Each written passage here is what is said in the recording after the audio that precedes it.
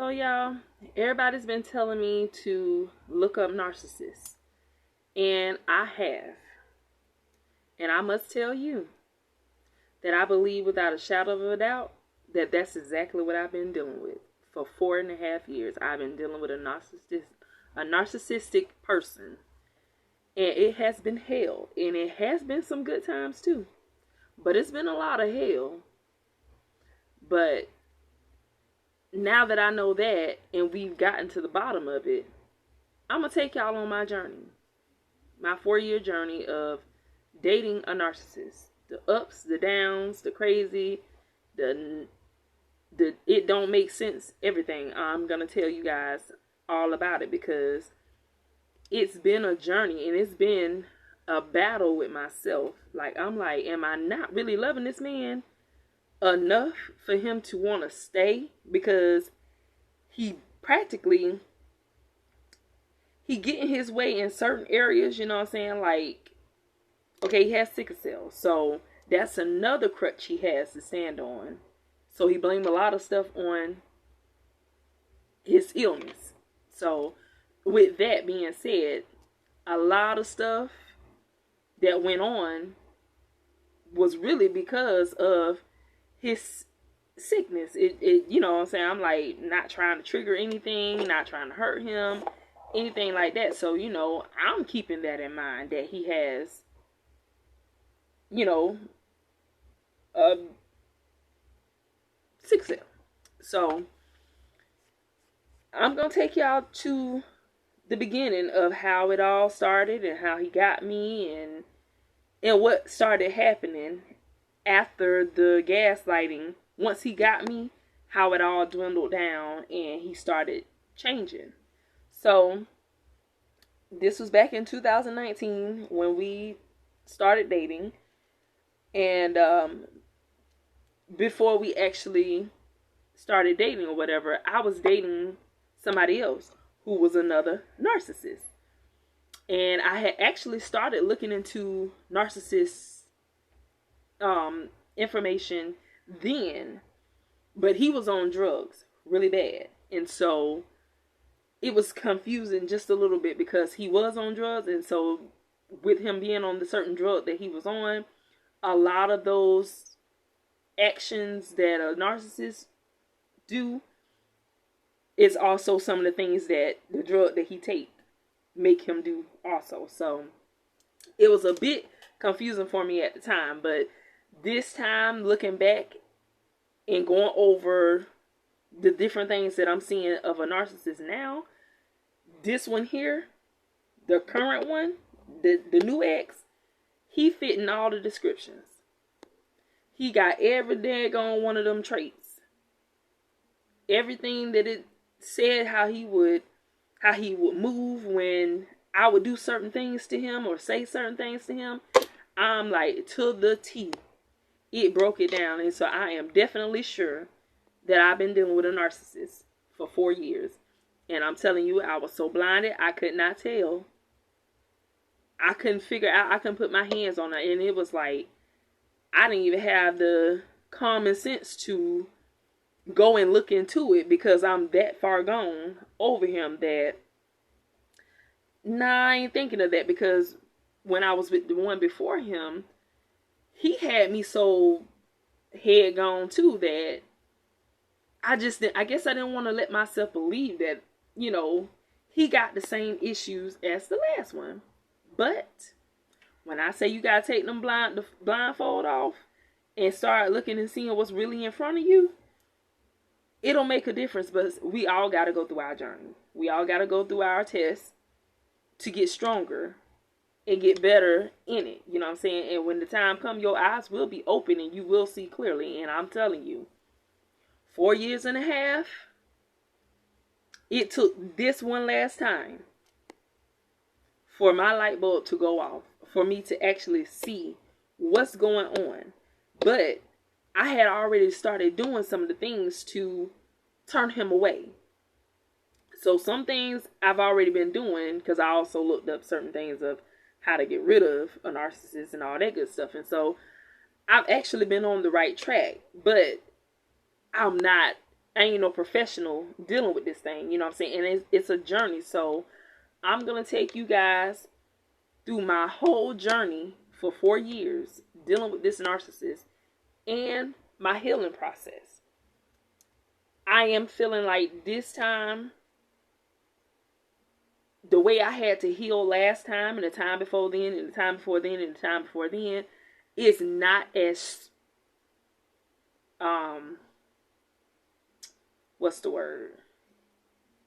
It's not going to be as tough as it was all of those other times, because I done been through this so much that I done kind of grown a tough skin, because there's no more crying. After the first time he had me crying, I ain't went back there ever again. And that's where that's where he wants me to be every time he does this.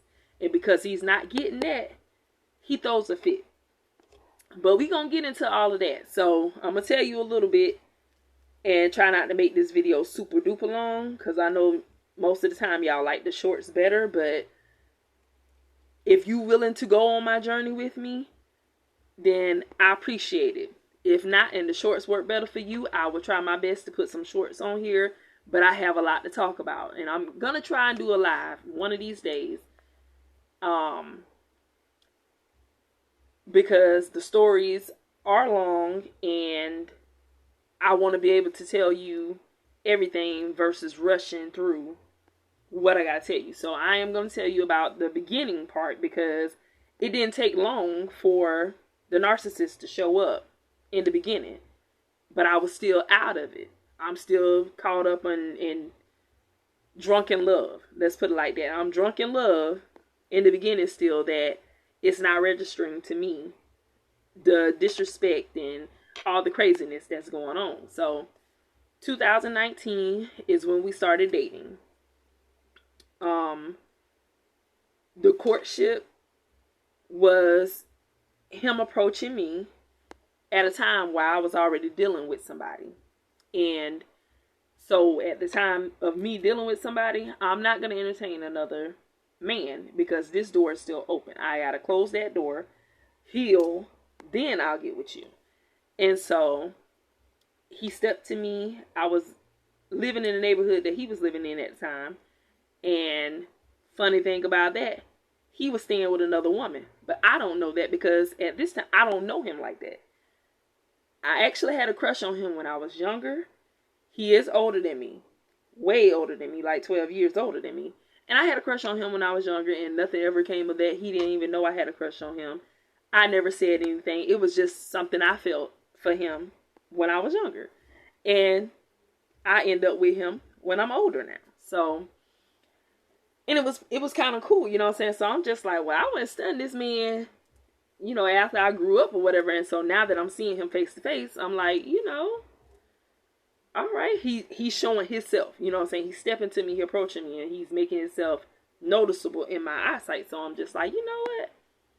I think I still feel a little something for him, but I'm still in my little thing, and things aren't going so well in the relationship that I was in too. But like I said, I'm not going to move unless I close this door before I walk through that door. So he stepped to me at the mailbox one day.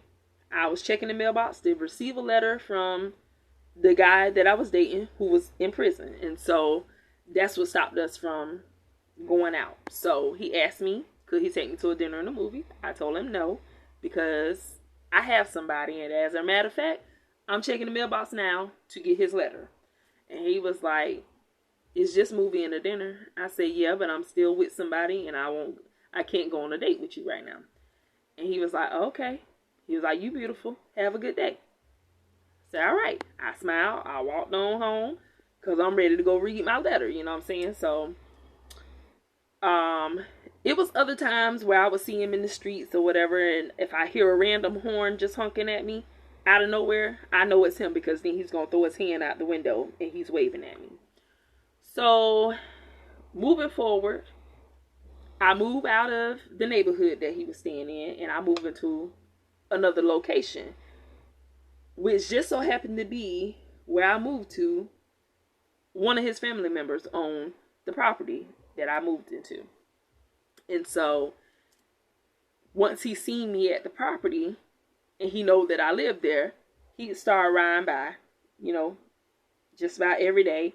And he would honk his horn, and, you know, if I'm outside, he would speak, make conversation or whatever. But what I didn't know is he had started befriending my son. And so he would be like giving my son money and, you know, talking to him and, you know, giving him things or whatever. And so then he started giving him stuff to give to me, but I'm not going to accept it because I'm with somebody. So he just kept on taking his shot, making a shot, but I'm not catching him because I'm with somebody. And like I said, I'm not going to move unless I close that door. So one day he decides to come and knock on my door. And it's like probably 8 or 9 o'clock or whatever. Me and my son in the house chilling, watching TV, settling down before it's bedtime or whatever. So it had to be about 7 or 8 because my son would go to bed by 9. And he knocks on the door.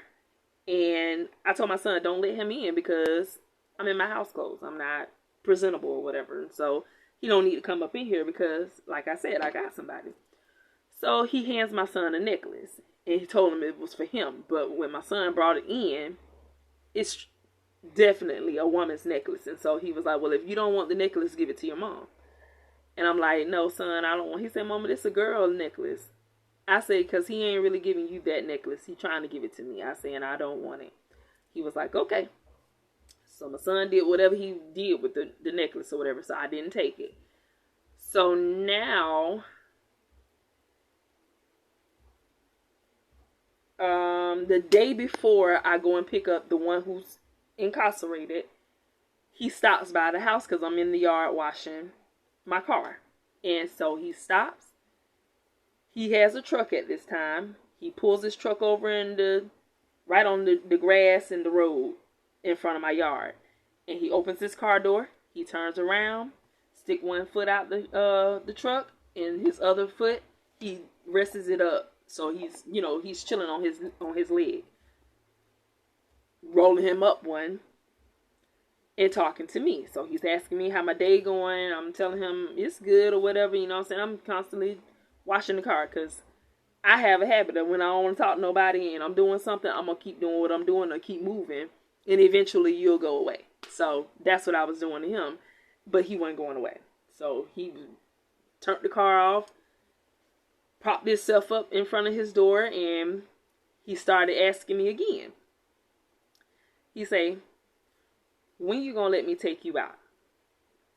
I said, I told you I got somebody already. He say, but he locked up. I said, what that mean? He was like,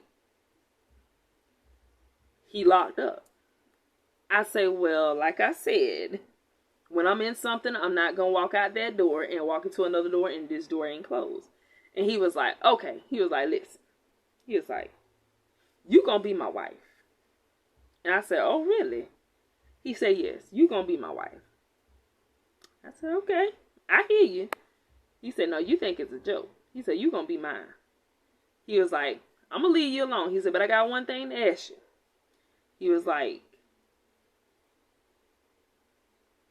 if things don't work out with you and him, which I know it ain't going to work out, he was like, can I have a chance? I said, I don't know. I'll think about it. He said, I don't want to hear you going to think about it. I want to know I'm going to have a chance. And I said, if and only if things don't work out with me and him, yes, I'll give you a chance. But don't come around thinking that I'm going to go start things with him to end the relationship to get with you. I'm going to let the wheels roll until the wheels fall off. And if the wheels fall off, then you get a chance after I heal and go through everything that I need to go through. And he was like, that's all I needed to hear. He said, I'll see you later, my future wife. I said, okay, I hear you. So, I ain't gonna lie. You know what I'm saying? I ain't really had nobody, you know, chase me down like that at that time. And so, it was like, it was cute. It was really, really cute. I'm like, okay, he going out his way to make sure I know that he want to get at me and all this here stuff. And, you know what I'm saying? Like I said, it was cute at the time. So, guy that's incarcerated gets out. that goes on for about 6 months or whatever, and then it came to an end. Or was it a year? Yeah, it was about a year and a half, but I had already been dealing with that guy for 3 years. 2 years at the time. And so that year that me and him broke up made it 3 years. So we go through our little thing, we break up or whatever. And so at this point, I moved out of the place because the lease was some shady stuff going on with that, but we ain't getting into that right now. That's a whole nother story. So we break up. I notify him because like I said, he's my cousin's cousin. So I told her once I sat down and I healed a little bit and I feel like I can go on and I feel like I can get back out here on the dating scene, I told her to go ahead and hit him up and let him know that I want to talk to him. Well, it was like he was already sitting outside or something because she called him. I heard her talking to him on the phone, and I be doggone. Knock at the door. And I'm sitting there like, oh my God, I'm not even ready to, he didn't give me a chance. You know what I'm saying? He was there so fast. And so we gonna fast forward because we almost at 17 minutes. So he comes, we talking. Well, I'm talking because I'm doing all the freaking talking on this porch. And I'm just telling him what I'm looking for, what I'm expecting out of the relationship and everything. And I'm waiting on him to tell me what he wants out of a relationship, what you looking for in a woman. And just making sure that we on the same page and we want the same stuff. This man said nothing. I was like, are you cool with the things that I'm saying? And he said, yeah, that's all he said. But he didn't say, I want a woman who gonna cater to me. I want a woman who gonna take care of me. I want a woman who gonna let me talk to her any kind of way. And when I pay her bills, she gonna let me be the man. And she gonna follow my directions and do what I tell her to do. This, that, and the third. He didn't lay nothing out for me at all. So here I am thinking that we both want the same thing. And come to find out, it's totally different because what I think is logic ain't logic to him. So he's saying nothing. He ain't put out there anything that he wanted in the relationship specifically. And so therefore I felt like he was cool with the woman that I'm presenting in front of him. I'm like, okay, he easy going. He ain't gonna be no problem. And I guess he cool with what I'm offering. So we go from there. At the time of me telling him to come over and let me talk to him is because I wanted to let him know that, which I skipped that part, but I wanted him to know that I was getting ready to move to Georgia because after I moved out of the place, I moved into a hotel. Hotel living is very, very expensive, and so I couldn't keep it up. So I was going to move to Georgia, and so I was just letting him know that I know you wanted the opportunity, but things have changed for me, and I didn't want to just leave without, letting you know what's up. So that way you're not going and looking for me, or I look like I'm not standing on my word or whatever. So I'm telling him that I got to go to Georgia, and he had a solution right away. He was like, well,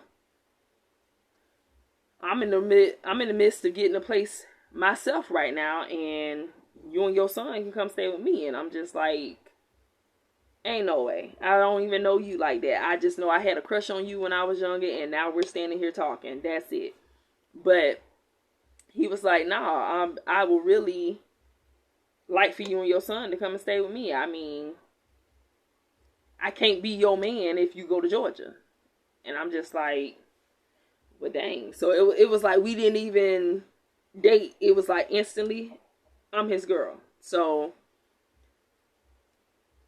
that's how it began.